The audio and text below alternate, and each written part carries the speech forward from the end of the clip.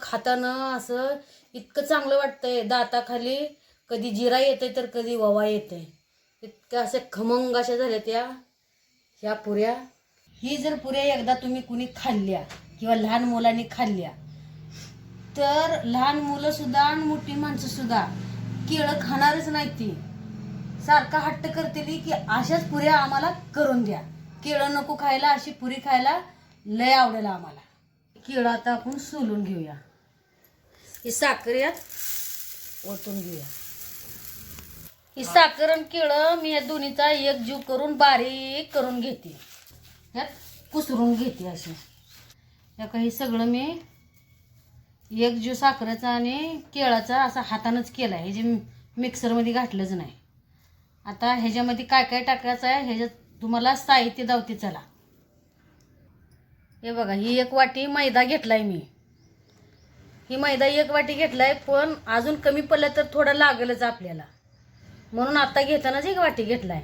ही थोडीशी जिरी घेतली, ती 1 चमचा जिरी, 1 चमचा ओवा, ही खायचा सोडा आणि ही मीठ आणि ही 2 चमचे दही घेतले. आता ह्यात अर्धी वाटी मैदा टाकून घेऊया. लागल तसं घेऊया आपण. 2 चमचे दही टाकते. ही 1 चमचा जिरी टाकून घेते. ही 1 चमचा ओवा टाकते. ही एवढा सोडा टाकून घेते. ही थोडंसं मीठ टाकते. हे सगळं मिळून ह्याला कणकीसारखं मळून घेते. तुम्ही म्हणसाल सगळे यात गूळ घालते ती, अजून म्हणलं तर गव्हाची कणिक घालते ती, पण मी जरा आता अजून वेगळंच केले.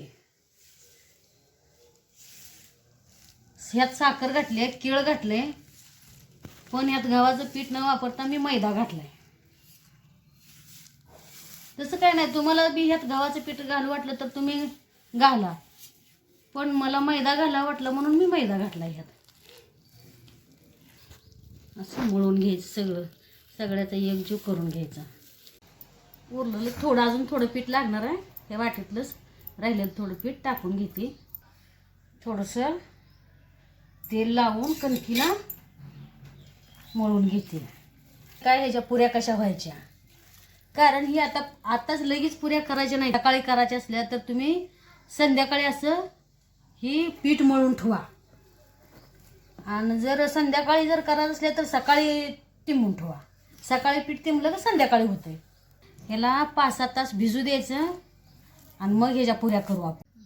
ही मळलेली कणिक ह्या डब्यात मी काढून ठेवली सगळी. हे सगळं आता टोपण झाकून ठेवते. 5-6 तास कणिक भिजू देते आणि मग ह्याच्या पुऱ्या करूया. त्यावर ह्याला टोपण लावून झाकून ठेवूया. झाकून ठेवायचं म्हणजे पीठ चांगलं भिजतंय. जेवढं पीठ चांगलं भिजल तेवढी पुरी चांगली होती. हे पीठ भिजत ठेवलं होतं, उघडून बघूया. असं झालंय. अजून ह्यात आपल्याला मैदा टाकावा लागतोय. इथं अजून थोडा मैदा घेतलाय मी, ह्यातच टाकून मळे.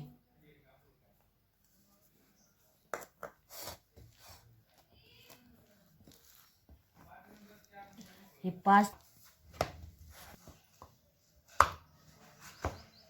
1 वाटी मैदा घेतला होता, अजून अर्धी वाटी घेतला होता, घातला ह्यात. अजून लागलं तरी बी राहिलेला बी ह्यात आपण टाकूया. बघू शकता हे का तुम्ही, ह्यात टाकले केळ, साखर आणि मैदा आणि जिरी आणि ओवा. बघा हे जरा वेगळंच वाटतंय. वेगळ्याच पद्धतीने आपण करणार आहे पुऱ्या. बघा आपण घरात केळं जर पिकली, लय पिकली म्हणून आपण काय करतो, टाकूनच देतो. त्या केळापासून एवढं चांगलं बनतंय, खायला सुद्धा इतकं खमंग लागतंय. म्हणून लय पिकलेली केळं कधी टाकून द्यायची नाही. ती तेल तापायला ठेवलंय, त्यावर आता आपण इकडं पुरी करूया. हाताला तेल लावायचं आणि गोळा तोडून घ्यायचा. एवढा गोळा घेतलेला, एवढ्या गोळ्याची हातावर थापटून पुरी करायची. मी त्या गोळ्याची केली होती. हे का हे आतनं असं थोडं कच्चं राहतंय, म्हणून आता मी एवढ्या छोट्या गोळीचं हातावर करते. हो का एवढीच तुम्ही पण गोळी घ्या आणि असं हातावर थापटून असं हो का याची पुरी करा. सगळ्या पुऱ्या मी असंच केल्या त्या. तुम्ही पण असंच करा हो का. तुम्हाला पाहिजे तेवढी मोठी बारकी अशी. आता जरा तर हिला तेलात टाकू. मध्यम गॅसवर तळायची. अशी वर यायला लागली अशी अशी खाली दाबायची. अशी झाऱ्यानं दाबायची.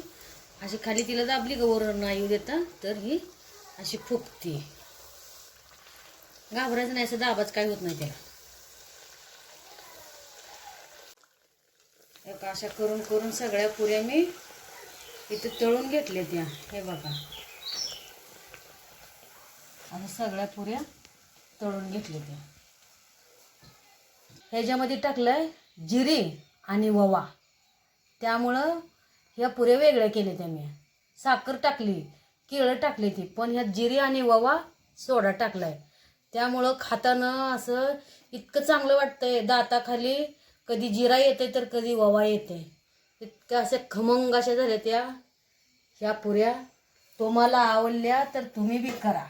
ही जर पुऱ्या एकदा तुम्ही कुणी खाल्ल्या किंवा लहान मुलांनी खाल्ल्या तर लहान मुलं सुद्धा आणि मोठी माणसं सुद्धा केळं खाणारच नाही. ती सारखा हट्ट करते की अशाच पुऱ्या आम्हाला करून द्या.